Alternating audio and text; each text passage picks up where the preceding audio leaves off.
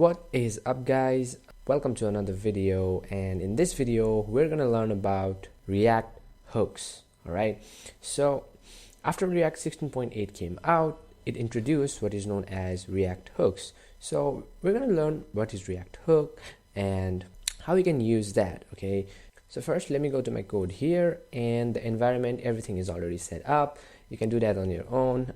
Here I have a simple app.js file, and it's actually returning this h1 tag saying React hooks. Okay, and that's actually being displayed here. And I have actually created a little bit of styling, and actually I'm doing that in app.css here. All right, along the way I'll actually use this pre-made CSS that I have created, and I also have a link in my description down below. You can go there and grab the CSS file from the GitHub and you can follow along. All right, so first of all, let's talk about hook. Now, hooks are special functions, all right, and they're just functions. And with the help of hooks, you can actually use some features of React in your functional components. Okay, and these features are normally not allowed to use in functional components. For example, state. Whenever you create state, you always create that inside your class-based components, right? And if you have followed me along in my React crash course, or React Context API tutorial, something like that, I've always said that whenever you want to create a state, create that inside a class-based component, because functional based component does not allow the use of state. But after React 16.8 came out, it introduced what is called hooks. And that hooks are special functions, as I said earlier, and these functions, and one of these functions will actually help you to create state inside a functional based component. Okay, so basically in this video we're going to talk about three important hooks, and the three major hooks, which are useState, useEffect, and useContext. All right, so let's start first by useState. Okay, so as I said earlier, useState hook or useState function, it will actually allow you to create state inside a functional based component. So let's create our state in a functional based component. Okay, so this app right here, this is a functional based component, and what we can do here, say use state, right? So this is a hook, this is a function, and inside it, it requires an argument. Okay, it actually takes the initial state. So let's say that I want a state of name, all right? And initially I want that to be John Doe, all right? And let's do that. And let's actually save this in a variable. So const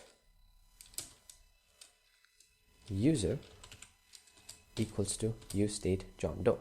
Okay, now this useState, this actually comes from this React. So let's go here and call that.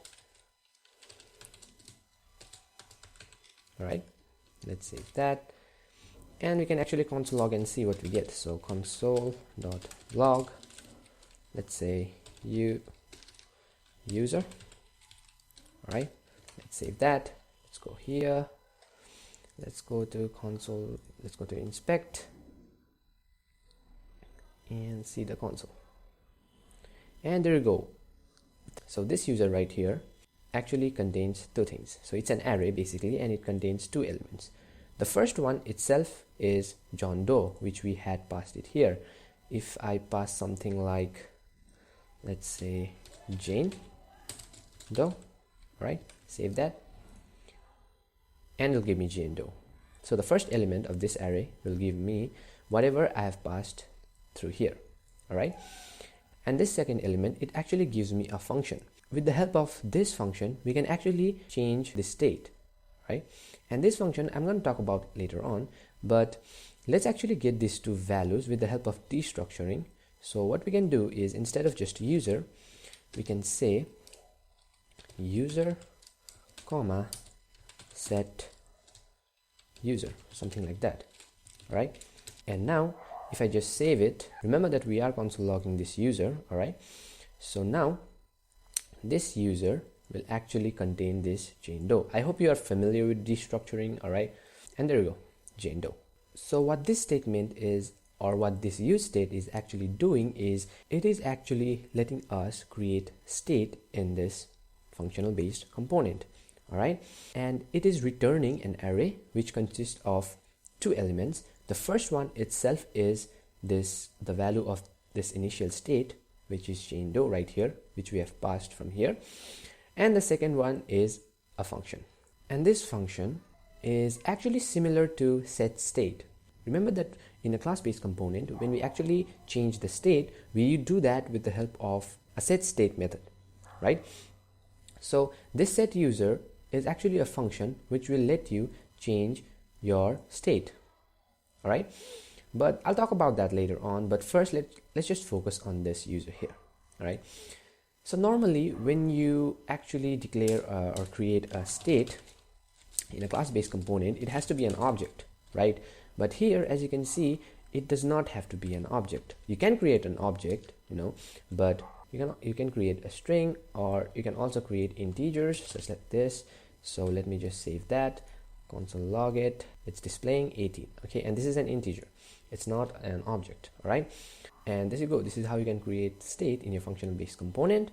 And let's display this in the browser, all right? So in order to display that, all you have to do is say user, because this user actually contains this value, right? So let's do that, save it, go here, and there you go. We have the Jane Doe here. All right, so now let me actually enclose this inside a div. So div, and let me also create an input field. So input type equals to text. Oops, sorry about that. And for placeholder, I would want to say enter something user. All right, let's save that and see.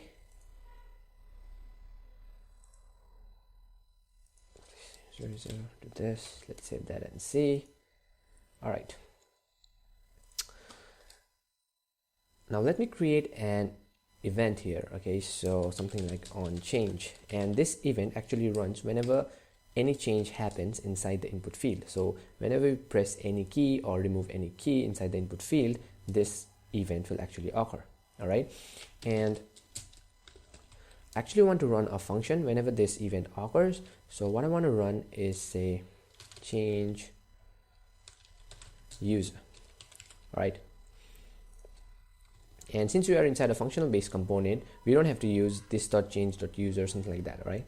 So let's define that function here. Function change user, all right? And if you're not familiar with nested function, actually you can actually create a function inside a function, all right? And so this is actually the child function, and let's say this is the parent function. So this child function can actually grab or access data of this parent function, right? This actually takes an event object as an argument, and here let's just console log e dot target dot value, all right? So whenever any change happens in this input field, the change user function will run, and this function will actually take an event object and it will return the value inside this input field, all right? So let's see that change user is not defined, all right? So oh, sorry about that, I just made S capital, save that, and we have that. Inspect it here, because we're actually console logging out the value inside the input field. Let's just go here and type something, all right? So if I type anything, and there you go, it's console logging the value. And every time I type something, and also if every time I remove something, that event occurs, the function runs, and it actually displays the value inside this input field, all right? So now what I want to do is actually change the value of the state, which was initially Jane Doe, to this value, all right? So for that, we can actually use this function, all right? So let me show you how you can do that. So you can do set user, and it's very easy. All you have to do is inside it, just write e.target.value. And there you go, all right? So what this setUser function does is that whatever argument that it takes, it tells React to actually render the component. Here in this case is the app component, and change this user value, whatever it was initially, to the value that it is actually taking as an argument, which is e.target.value. All right, so let's go here and see. Now every time I actually type something, this chain door will change. Okay, so if I write F, and there you go, it's changing. So G, so D and G. So there you go, that's basically it. That is how you can actually create a state and actually change that state. All right, and another thing that I want to talk about is you can actually use this useState more than once. All right, so let me just show you. So you can hear what you can do is say const, and now let's say age, right, and say set age. Oops, let's make it bigger. What the? Let's make it bigger.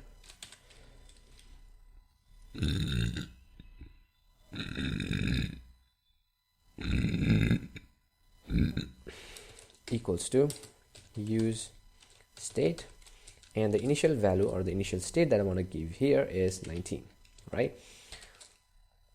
And again, we can actually go here and say age, save that, here, and there you go, Jane Doe and 19, right? So this actually proves that we can actually use useState more than once. All right, and let me also create a button here, button. So let's have a class name of btn, right? And let's also create an onClick event. All right, I'm just gonna leave it like that. So button, and here let's say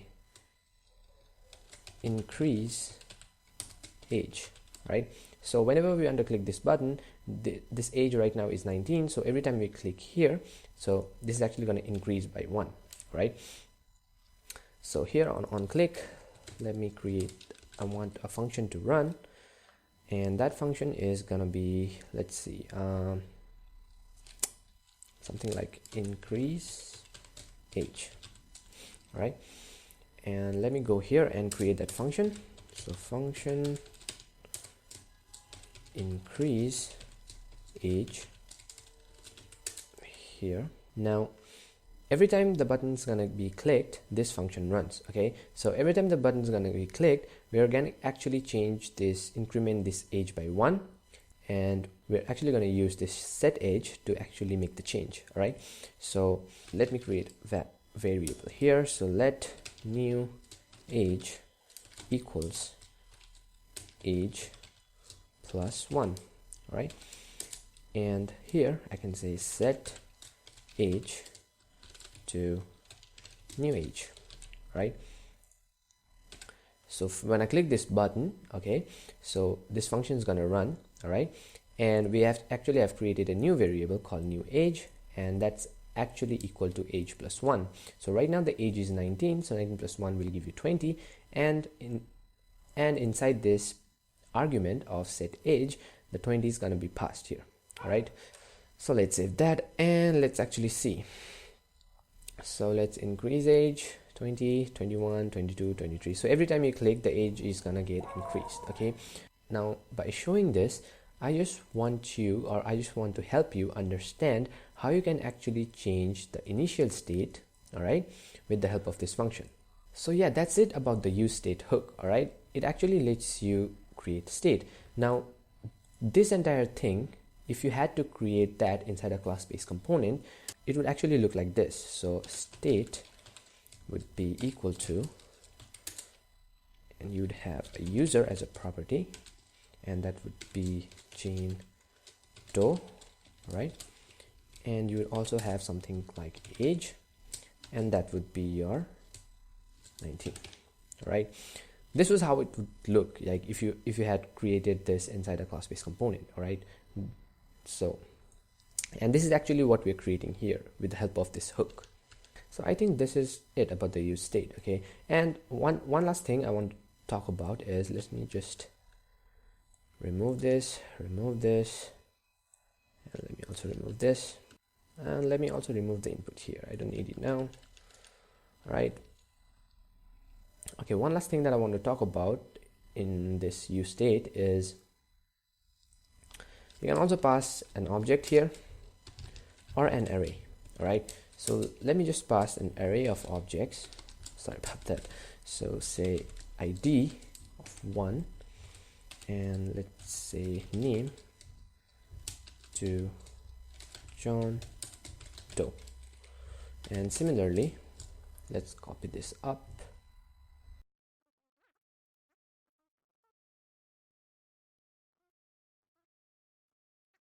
So now the state actually has an array of 3 objects, all right, and it has ID 1 to 3 and name John Doe, Jane Doe, and Josh Doe.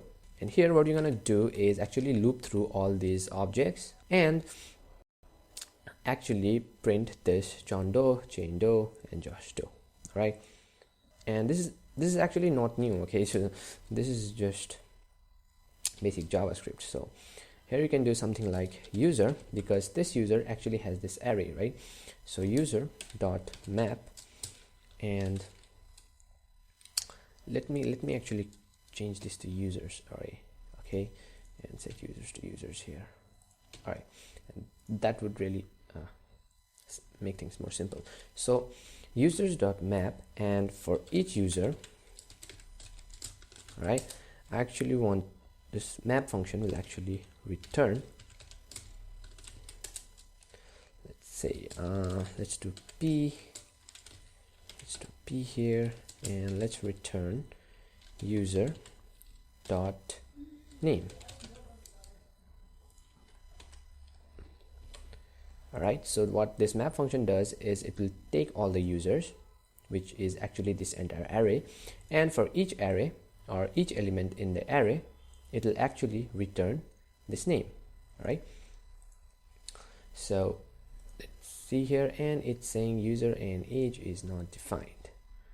All right, that's because we have actually used this here. Let me remove that. All right, so let's save that, and let's see. There you go, John Doe, Jane Doe, and Josh Doe. Okay, so this is it about the use state. All right, it will help you to create state in a function based component.